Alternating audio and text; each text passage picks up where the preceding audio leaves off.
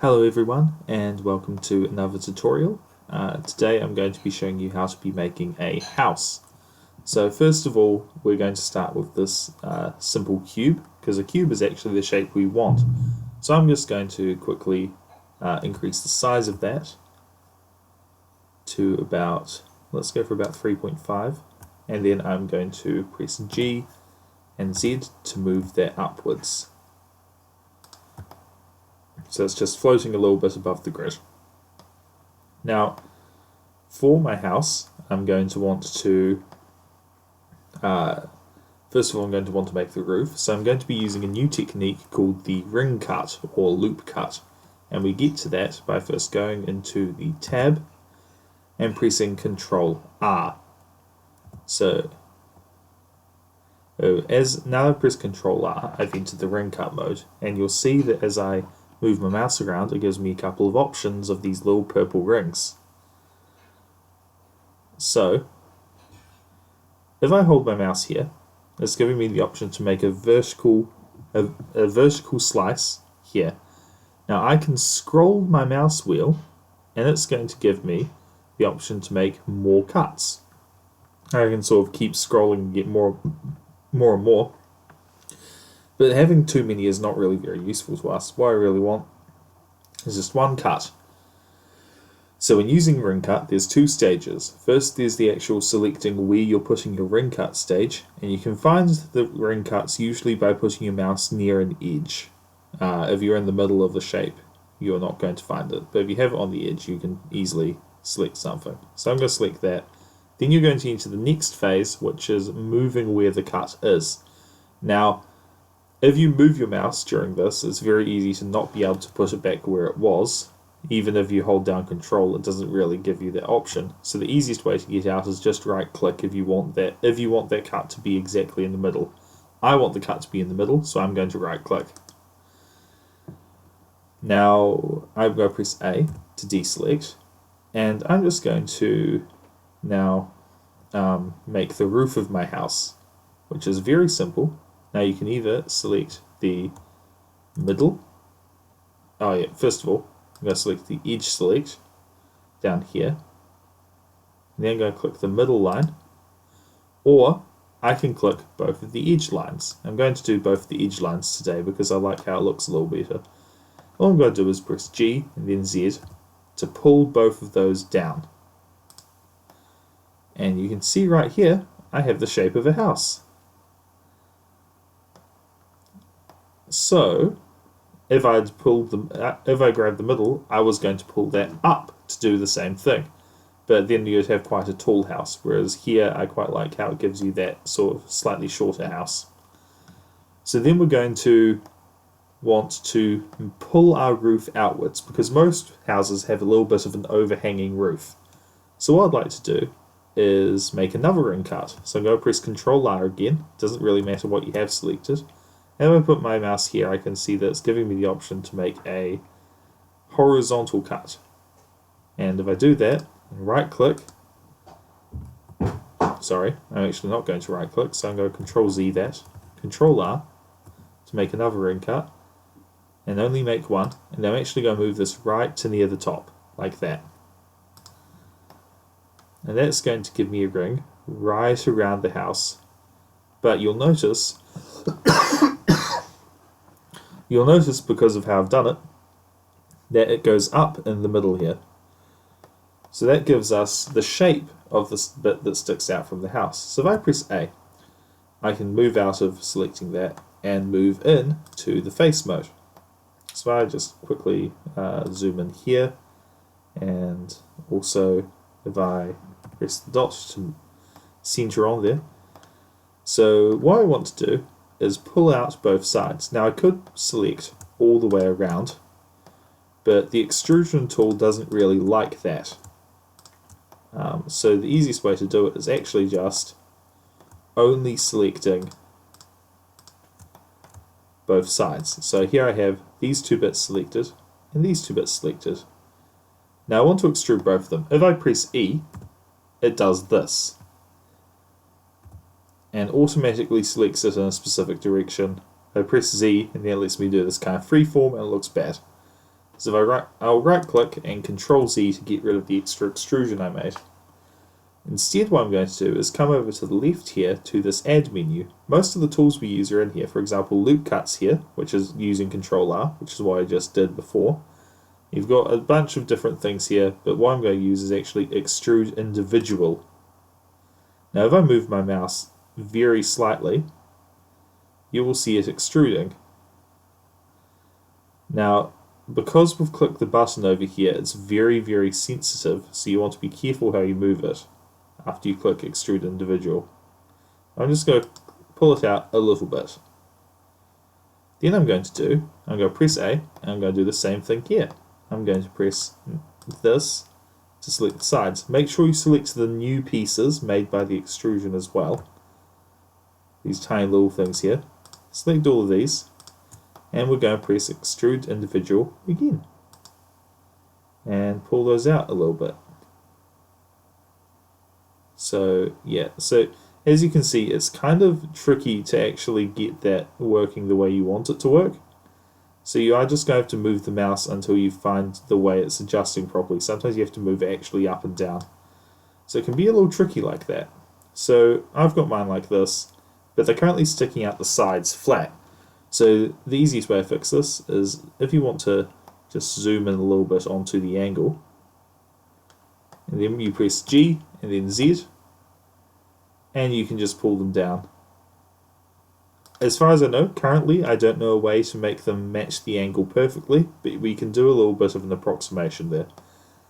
And now that we've done that, we have a very nice, simple house. So the next thing I'm going to do is add a chimney, another very important detail for the house.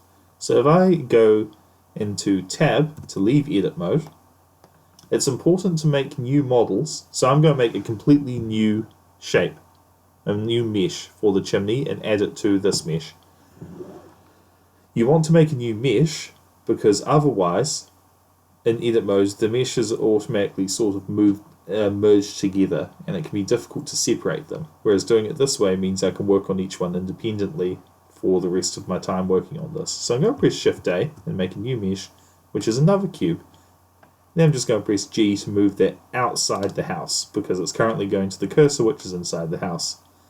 So I'm going to make this cube, and to make a chimney, chimneys are a bit easier because I just want to make it a bit smaller, and then press S and Z to make it a bit taller. Then I want to move that and just dip it into the house. It doesn't really matter where, it just depends I guess where you think your house's chimney should be. So I kind of want mine a little bit at the back, around here. Now that could be good enough for a chimney, but we're going to add a little bit of decoration. So what we're going to do is press Tab to go into edit mode, press A to deselect. So I am going to move into edge mode because I'll be doing a bit with edges for the ring cut. And so Control R again to add a ring, and I'm only going to add one this time. So click that, and then I can move that up the top like this. So that's giving me a new edge. So now what I can do is I can go face mode, and first thing I can do is select all four of these faces here. And I can just, what I can do here is use a new technique which allows me to extrude. So if I pressed E, normally what's happening is that a bunch of weird things are happening here, right?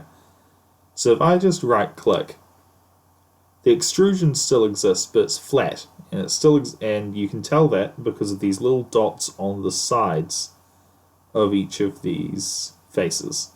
So what now I can do is, since I have the extrusion still selected, I can press S and actually pull those out. Now the one thing that is a little tricky is, of course, it's still getting bigger in the upwards direction as well, so we can just press Shift and Z to only move in the X and Y directions. And we can just pull that out like that. There we have the rim of the chimney. Now fine, so the two things I just did there, which are a little bit new, was pressing E and then right clicking and then pressing S to pull the extrusions out from their faces. And the other thing I did was pressing Shift and Z to move things in the X and Y. You can press Shift and X, Y, or Z to move things in the other two directions only. So if I was doing a grab here and moving these around, and I pressed Shift Y, then I would only be able to move them in the up and across directions, but I wouldn't be able to move it towards or away from the camera in the Y directions. Right click, stop that. If I was doing a size and increasing that, but only wanted to increase it, if I wanted to increase it upwards and towards the camera, then I would simply press Shift and X, and it would look like that. Of course, we don't want to do that at the moment. Currently it's pretty good. The one thing we have missing is the fact that the chimney doesn't go down. So if I want to select this face, now a lot of you might think that the easiest way to do this is just to press E and pull it inwards. Of course, we get that fuzzy looking stuff and it doesn't look any good. So instead what we want to do is if we right click and press Ctrl Z to get rid of the extra extrusion, we can press I.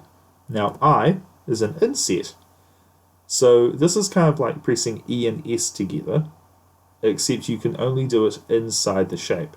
So if I pull this inwards a bit, then this gives me essentially a shape inside the original shape.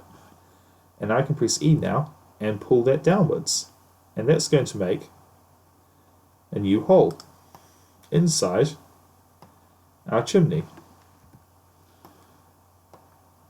And the good thing about it is that it's not interacting with the sides, so it's not messing the detail up at all. Now, of course, the trick is that you don't want to extrude too far down, otherwise you'll be interacting with the side of the building, which we can go inside here. So that's the best way to deal with that issue. Now, the house is, the two stages of the house that I was wanting to cover today are practically done. So I was going to leave the rest of the content, which is specifically making the windows and the door, to you as an exercise. The windows have a trick to them in that it's probably easiest to add them to the house object. It's like the way we added the roof. A simple way to do that would be ring cutting out, adding some ring cuts so that you can add so that you have some faces that you can push into the building, and then adding a bit of a frame by ring cutting again. Or you could simply make a window object by adding a bunch of rectangles together and sticking that to the side of the building. Or you could do a round window like the one in the picture by making a torus and then adding some rectangles to that. The door is also fairly simple. It's just a few rectangles together, maybe a cylinder used to make the door handle or something. So anyway, that's been a little explanation about how to make a simple house. I hope you enjoyed it, and good luck for the rest of the work.